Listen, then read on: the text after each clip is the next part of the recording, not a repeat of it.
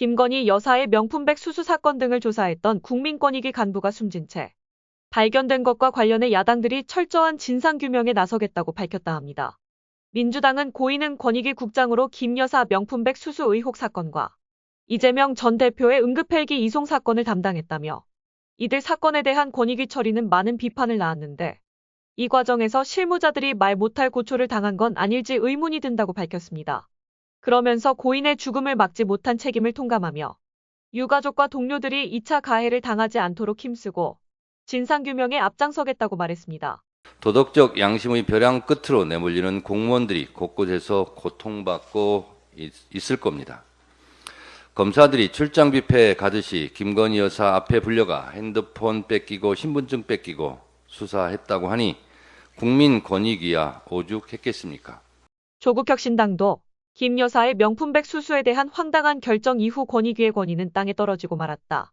며 공무원들에게 고통과 모멸감을 안긴 사람들은 고인의 죽음의 책임을 느껴야 한다. 고 비판하며 진상규명을 약속했습니다. 조국혁신당 조국 대표는 SNS에 관련 기사를 언급하며 형언할 수 없는 분노가 치밀어 오른다. 고 적기도 했습니다. 반면 국민의힘 안철수 의원은 SNS에 여야가 상대를 악마화하고 싸우며 중간에 낀 공무원들을 벼랑 끝으로 내모는 게 아닌지 반성해야 할 때라며 고인의 죽음을 정치적으로 이용하는 일은 없어야 할 것이라고 주장했습니다. 안 의원은 이어 고인의 사망을 계기로 우리 정치의 참담한 현실을 돌아본다며 최근 정치적으로 예민한 사건의 처리를 두고 실무를 맡은 공직자들의 고충이 얼마나 클지 짐작하고도 남는다. 고 덧붙였습니다. 권익위 안팎에서는 20년 가까이 부패 방지 업무를 담당해온 A씨가 김 여사 사건 처리 과정에서 적잖은 스트레스를 받았고 수사기관 이첩 없이 종결 처리된 것에 대해 문제의식을 갖고 있었다는 이야기가 나옵니다. A씨가 남긴 유서에도 구체적 이유에 대한 언급은 없이 심신의 괴로움을 토로하는 내용만 담겨 있었던 것으로 알려졌습니다. 김건희 여사의 명품백 수수 사건을 담당했던 그리고 숨진 채 발견된 국민권익위의 국장급 간부가 김 여사 사건 조사를 종결하는 데 반대하는 입장을 밝혔던 것으로 드러났습니다. 사건 조사가 한창일 때부터 고위 인사와 자꾸 부딪힌다고 했다는 이 간부는 사건 종결 처리를 두고선 평생 공직에서 부패 방지 업무를 해왔는데 인생이 부정당하는 것 같다며 괴로움을 토로했다는 증언도 나왔습니다.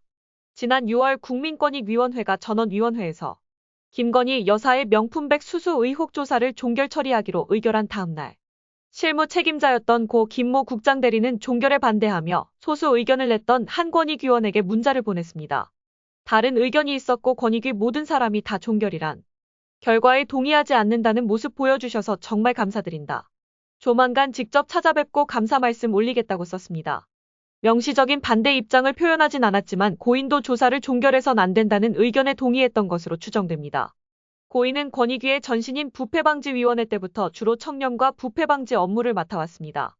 복수의 권익위 관계자들은 자부심이 컸던 고인이 최근 사건 이후 많이 힘들어했다고 전했습니다.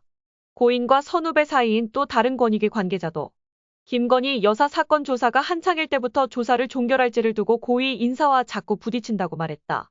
또 조사 종결 이후 만났을 때는 권익위를 아예 그만두고 싶어해 말렸다고 전했습니다. 야당은 즉시 고인에게 사건을 종결하도록 밀어붙인 수뇌부 인사는 누구냐며 상임위에서 진실을 밝히겠다고 예고했습니다. 국민의힘은 애도를 표하면서 사실관계가 확인되지 않은 상황에서 야당이 안타까운 사건을 다시 정쟁 소재로 삼으려 한다고 맞섰습니다.